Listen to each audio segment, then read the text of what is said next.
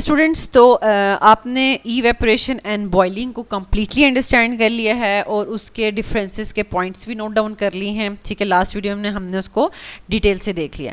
तो इस वीडियो में हम देखेंगे कि इफेक्ट ऑफ प्रेशर मींस के एक्सटर्नल प्रेशर का जो इफेक्ट होगा, ठीक है, on evaporation and boiling point one by one. ठीक है, सबसे पहले हम इवेपोरेशन को देख लेते हैं कि जो इफेक्ट ऑफ एक्सटर्नल प्रेशर है इवेपोरेशन पे वो किस तरह से इफेक्ट करता है। तो सबसे पहले आप उसको अंडरस्टैंड कर लें और उसके बाद फिर मैं आपको बताऊंगी कि आपने एग्जाम्स में इसको अटैम्प्ट कैसे करना है। ठीक है, अब यहाँ पर देखिए आपको एक कंटेनर नज़र आ रहा है, उसमें वाटर पड़ा हुआ है, ठीक है, लिक्विड है। तो ये जो आपको येलो कलर में नज़र आ रहे हैं ना पार्टिकल्स, ठीक है, तो ये एयर के पार्टिकल्स हैं। ठीक है, एयर के पार्टिकल्स शो हो रहे हैं, ठीक है, और ये प्रेशर एक्सर्ट कर रहे हैं लिक्विड की सरफेस के ऊपर, लेकिन ये बहुत कम है नंबर में। ठीक है, ये नंबर में बहुत कम है और ये बहुत कम है, इसका मतलब है कि एक्सटर्नल प्रेशर जो है वो लो है। ठीक है, यहाँ पर एक्सटर्नल प्रेशर जो है वो लो है। अब लो है तो अब आप देख सकते हैं कि इवेपोरेशन सिर्फ सरफेस के मॉलिक्यूल्स करते हैं, जो इंटरनल मॉलिक्यूल्स होते हैं वाटर के या किसी भी लिक्विड के, वो जो है वो शो नहीं करते। इवेपोरेशन सिर्फ सरफेस के मॉलिक्यूल्स शो करते हैं। तो अभी सरफेस के मॉलिक्यूल्स को जो है वो हिंड्रेंस कॉज नहीं हो रही, कोई उनको हर्डल नहीं कॉज हो रही, क्योंकि बहुत कम जो है वो प्रेशर है। तो इस वजह से ज़्यादा मॉलिक्यूल्स जो हैं वो इवेपोरेट कर जाएंगे। तो एक्सटर्नल प्रेशर अगर लो होगा तो इवेपोरेशन हाई होगी, तो ये देखें एकदम से सारे के सारे इवेपोरेट कर जाएंगे। ठीक है, बहुत कम जो है सरफेस के मॉलिक्यूल्स जो हैं वो आपको लग रहा है कि जिनको हिंड्रेंस फील हो रही है। तो यहाँ तक आपको ये बात समझ आ गई होगी। ठीक है, फिर नेक्स्ट वाला देख लें कि अगर एक्सटर्नल प्रेशर जो है वो हाई होगा, ठीक है, एक्सटर्नल प्रेशर अगर हाई होगा तो फिर क्या होगा। तो एक्सटर्नल प्रेशर अगर हाई होगा, अब आपको ये एयर के पार्टिकल्स नज़र आ रहे हैं, ठीक है, एयर के पार्टिकल्स बहुत ज़्यादा हैं। ठीक है, तो जिसकी वजह से जो सरफेस के मॉलिक्यूल्स हैं ना, लिक्विड के जो सरफेस पर मॉलिक्यूल्स हैं, उनको बहुत ज़्यादा हिंड्रेंस कॉज हो रही है, हर्डल कॉज हो रही है, और वो बहुत मुश्किल से जो है वो एस्केप कर पा रहे हैं। तो इसका मतलब है कि अगर एक्सटर्नल प्रेशर हाई होगा तो इवेपोरेशन का जो प्रोसेस है वो लो हो जाएगा, इवेपोरेशन लो हो जाएगी। ठीक है, तो यहाँ पर आपको नज़र आ रहा है कि इवेपोरेशन कितनी थोड़ी हुई है। एक्सटर्नल प्रेशर हाई था तो बहुत ही कम इवेपोरेशन हो पा रही है। ठीक है, तो यहाँ पर अब आपने इसको लिखना कैसे है, effect of lower pressure on evaporation. तो पहले आप उसको बताएं कि इंक्रीज या डिक्रीज हो रहा है, तो फिर आप उसकी रीजन बताएं। At lower atmospheric pressures the rate of evaporation increases because there is a less external pressure exerted on the liquid surface making it easier for the molecules to escape into the vapour phase. ठीक है, तो वो बहुत आसानी से चले जाते हैं। जो लिक्विड सरफेस है उसके ऊपर बहुत कम प्रेशर एक्सर्ट हो रहा है, तो इसलिए जो सरफेस के मॉलिक्यूल्स हैं उनके लिए बहुत आसानी है कि वो एस्केप कर जाएं इनटू द वेपर फेज। ठीक हो गया।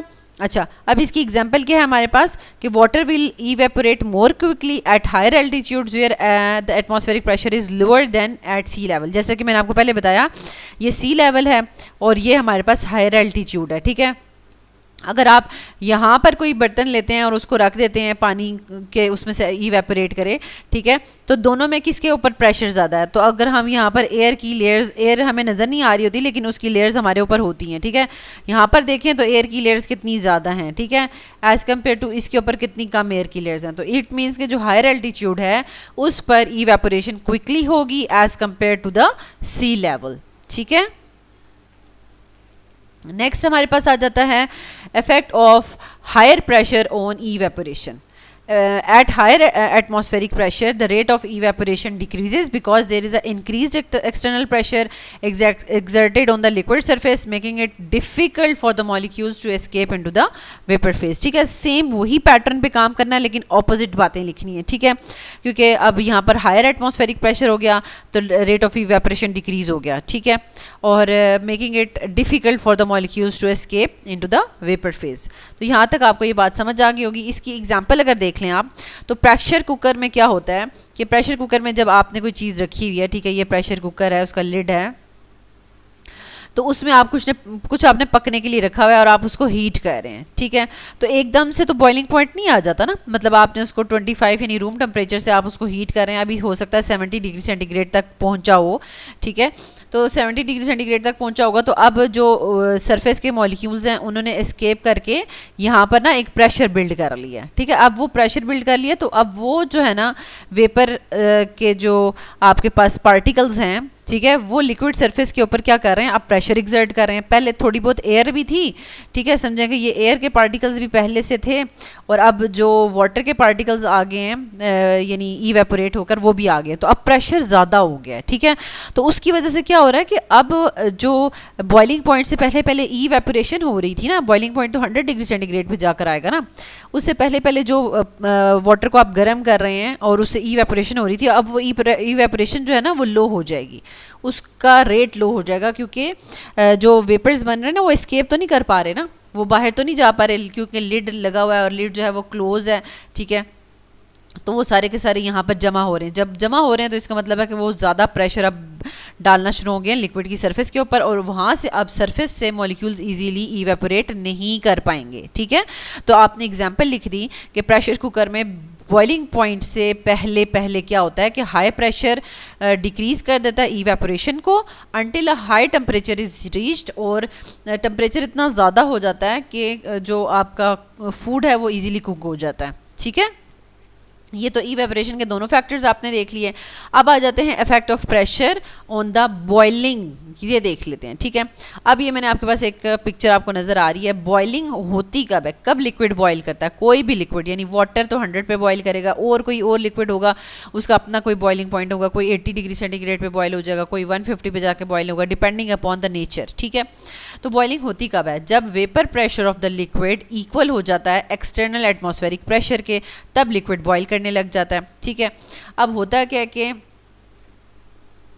बिल्कुल स्टार्ट में जब आप लिक्विड को लेते हैं और अभी आप उसको गर्म करना स्टार्ट करते हैं, ठीक है, उस वक्त आप देख सकते हैं कि अभी आपको यहाँ पर कोई भी लिक्विड में जो है वो प्रेशर बिल्ड हुआ हुआ नज़र नहीं आ रहा, वेपर्स बने हुए नज़र नहीं आ रहे, वेपर्स का कोई प्रेशर नहीं हुआ है। ठीक है, आहिस्ता आहिस्ता क्या होगा कि जब आप उसको हीट करते रहेंगे, ठीक है, आप उसको टेम्परेचर उसका इंक्रीज़ करेंगे, ठीक है, 25 डिग्री सेंटीग्रेड से आप उसको टेम्परेचर को हीट करना शुरू करेंगे। ठीक है, 30 होगा, फिर जाके 50, 90, ठीक है, फिर जाके 100 डिग्री सेंटीग्रेड हो जाएगा। ठीक है, तो 100 डिग्री सेंटीग्रेड तक क्या होगा कि जितना प्रेशर आपको एक्सटर्नल प्रेशर नज़र आ रहा है उतना ही प्रेशर अंदर भी बिल्ड हो जाएगा। ठीक है, यहाँ पर आपको अंदर भी उतना ही प्रेशर आप बिल्ड हुआ नज़र आ रहा है। बाहर के फॉर एग्जांपल अगर हम काउंट कर लें मॉलिक्यूल्स 1 2 3 4 5 6 आपको एटमॉस्फेरिक प्रेशर के मॉलिक्यूल्स नज़र आ रहे हैं, तो अंदर भी वेपर प्रेशर जो है वो वेपर्स आपको 6 वेपर्स नज़र आ रहे हैं। ठीक है, जब जो vapour pressure of the liquid equal हो जाएगा एक्सटर्नल एटमॉस्फेरिक प्रेशर के, तो तब लिक्विड बॉयल करने लग जाएगा। ठीक हो गया। अगर आप बाहर का प्रेशर कम रखें, देखें यहाँ पर बाहर का प्रेशर कम है, इसका मतलब है कि आप टेम्परेचर थोड़ा सा बढ़ाएंगे, ठीक है, यानी 25 डिग्री सेंटीग्रेड से हो सकता है आप 50 पर जाएं, ठीक है, और जो है वो ये vapour pressure of the liquid build हो जाएगा, उतना ही बिल्ड हो जाएगा जितना एक्सटर्नल प्रेशर है, और एकदम से लिक्विड बॉयल करने लग जाएगा। लेकिन अगर आपने बाहर का प्रेशर बहुत ज़्यादा बढ़ा दिया और ज़्यादा बढ़ा दिया, ठीक है, तो इसका मतलब है कि आपको टेम्परेचर बहुत बहुत बहुत ज़्यादा देना पड़ेगा, और बॉइलिंग पॉइंट जो है ना उसकी वैल्यू बहुत ज़्यादा हाई आएगी। ठीक है, तो जाके जो आपका vapour pressure of the liquid है वो एक्सटर्नल के बराबर जाकर आएगा। ठीक है, और जाके लिक्विड बॉयल करने लगेगा। ठीक है, तो यहाँ पर आपको बॉइलिंग का कॉन्सेप्ट समझ आ चुका है, तो आप इसको इजीली लिख लेंगे। ठीक है, क्योंकि दोनों पे आपको लो प्रेशर भी पता चल रहा है और हाई प्रेशर में भी पता चल रहा है। लो प्रेशर है, एक्सटर्नल प्रेशर लो है, तो इसका मतलब है लो टेम्परेचर पे लिक्विड बॉयल होने शुरू हो जाएगा, तो बॉइलिंग पॉइंट लेस होगा। अगर एक्सटर्नल प्रेशर हाई है तो इट मीन्स कि बहुत ज़्यादा हाई टेम्परेचर पर जाके लिक्विड बॉयल करेगा, तो बॉइलिंग पॉइंट ज़्यादा होगा। ठीक है, तो यहाँ पर ये आपको अंडरस्टैंड आपने कर लिया है। तो अब हम इसको देख लेते हैं कि हम इसको लिखेंगे कैसे।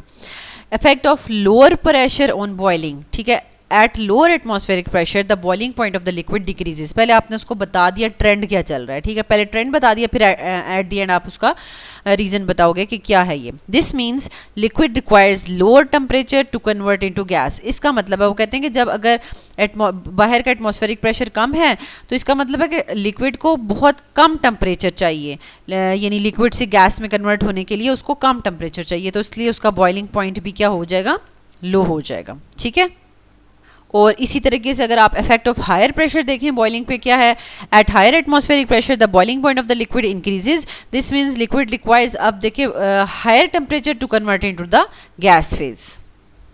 तो इसकी जो है हम एग्जांपल देख लेते हैं। In pressure cooker the higher pressure suppresses the boiling point until a higher temperature is reached.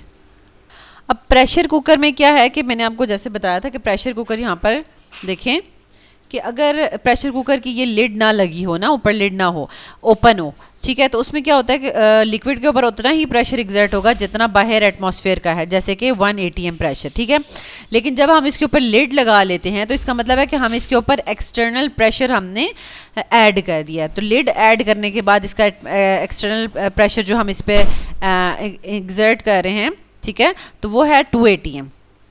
अब ज़्यादा हो गया है, ठीक है, तो इसका मतलब है कि और ये हमने ये उसके ऊपर, ये आपको लिड के ऊपर ये नज़र आ रहे हैं, नॉब्स नज़र आ रही हैं, ठीक है, तो ये इसलिए होती हैं कि कुछ जब अंदर 2 atm प्रेशर बिल्ड हो जाएगा ना, ठीक है, जब आप लिक्विड को बॉईल करेंगे, समझे इतना सा आपने पानी डाला हुआ है, कुछ चीज़ डाली है पकाने के लिए, ठीक है, तो वो जब आप उसको हीट करेंगे तो उसके वेपर्स बन के ना यहाँ पर एक प्रेशर बिल्ड होगा, ठीक है, तो प्रेशर जब 2 atm बिल्ड हो जाएगा ना, 2 atm, ठीक है, उससे ज़्यादा नहीं होना चाहिए, उससे ज़्यादा होगा तो एक प्रेशर कुकर फट सकता है। और अक्सर आपने सुना होगा हादसात होते हैं, प्रेशर कुकर फट गया, वो कैसे होता है कि ये जो इसकी नॉब्स है ना, नॉब्स में जो छोटा सा होल हुआ होता है जिसमें से एयर बाहर होती है, वो एयर में ना कुछ फंस जाता है, जो हम पका रहे होते हैं ना उसमें से कोई ना कोई, जैसे कोई दाल है कुछ है, तो वो यहाँ पर जाके ना इन नॉब्स को उसने बंद कर दिया होता है, रास्ता बंद हो गया, अब 2 atm से ज़्यादा हो गया अंदर प्रेशर, ठीक है, जैसे ही 2.1 atm प्रेशर हुआ एकदम से कुकर ने ब्लास्ट कर देना है, ठीक है, तो इसलिए ये नॉब्स लगी होती हैं कि यहाँ पर एयर का जो एक्स्ट्रा प्रेशर 2 atm से एक्स्ट्रा प्रेशर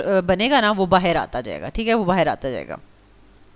तो यहाँ पर आपको बताने का मकसद ये है कि जब प्रेशर कुकर में हम एक्सटर्नल एटमॉस्फेरिक प्रेशर बढ़ा देते हैं तो बॉइलिंग पॉइंट को ये एक्सटर्नल प्रेशर सप्रेस करता है। सप्रेस का मतलब है कि बॉइलिंग पॉइंट को नहीं आने देता। जैसे कि अगर हमने टेम्परेचर जो है ना 100 ले आए हैं, ठीक है, लेकिन बॉइलिंग पॉइंट नहीं आया, वाटर पर भी बॉयल नहीं किया, 100 पे बॉयल नहीं करेगा वो, क्योंकि प्रेशर बाहर का एक्सटर्नल प्रेशर तो बढ़ चुका है। अब वो पहले अगर 100 डिग्री सेंटीग्रेड पे बॉयल होता था तो अब वो 100 पे बॉयल नहीं होगा, ठीक है। तो बॉइलिंग पॉइंट क्या हो गया, सप्रेस हो गया, ठीक है।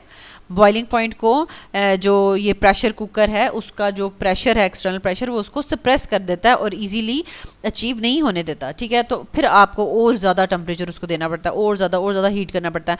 तो 100 के अलावा मतलब वो जाके 105 या 1010 डिग्री सेंटीग्रेड पे जाके जितना आपने प्रेशर दिया होता है उसी के अकॉर्डिंगली वो जाके बॉयल करता है, ठीक है। बॉइलिंग पॉइंट को सप्रेस कर रहा होता है एक्सटर्नल हाई प्रेशर, ठीक है। ये देखें लिखा हुआ है इन pressure cooker the high pressure suppresses the boiling point, ठीक है, यानी बॉइलिंग पॉइंट को सप्रेस कर रहा होता है कि बॉइलिंग पॉइंट अभी ना पहुंचे, बॉइलिंग पॉइंट अभी नहीं आना चाहिए, 100 पे नहीं आना चाहिए, ठीक है, until a higher temperature is reached. और फिर जब हायर टेम्परेचर आ जाता है फिर अलाउइंग वाटर टू बॉयल, और फिर वो वाटर को कहता है कि अब बॉयल करो, ठीक है, वो बॉयल करता है, making the food cook faster. तो पहले जो वो पानी 100 पे गर्म हो जाता है, ठीक है, तो अब हो सकता है वो 120 डिग्री सेंटीग्रेड पे गर्म हो रहा है जाके और बॉईल करना शुरू कर रहा है, और इतना ज़्यादा हॉट वाटर जो है वो इजीली जो भी हम कुक कर रहे होते हैं चीज़, उस फूड को बहुत इजीली और जल्दी कुक कर लेता है, ठीक है। तो स्टूडेंट्स यहाँ तक हमने इवेपोरेशन एंड बॉइलिंग और इफेक्ट ऑफ प्रेशर यानी low and high pressure on evaporation and boiling बहुत ही डिटेल से डिस्कस कर लिया है, ठीक है। और तमाम के तमाम लेक्चर्स easycamp4u.com पे आपको सीक्वेंस में मिल जाएंगे, आप उनको वहाँ से जाके देख सकते हैं। नेक्स्ट वीडियो में हम kinetic particle theory and gas laws को डिस्कस करेंगे इंशाल्लाह। Thank you so much students for watching this video. अगर आपको ये वीडियो अच्छी लगी है तो कमेंट में अपनी राय का इजहार ज़रूर करें और इस चैनल को ज़रूर सब्सक्राइब कर लें ताकि न्यू जो लेक्चर्स अपलोड होंगे उनका नोटिफिकेशन आपको मिलता रहे। और इस वीडियो को ज़्यादा से ज़्यादा स्टूडेंट्स के साथ शेयर करें ताकि वो भी अपनी केमिस्ट्री की तैयारी बहुत अच्छी कर सकें। अल्लाह ताला आपको बहुत आसानियाँ अता फरमाए और आसानियाँ तकसीम करने का शर्फ अता फरमाए। आमीन।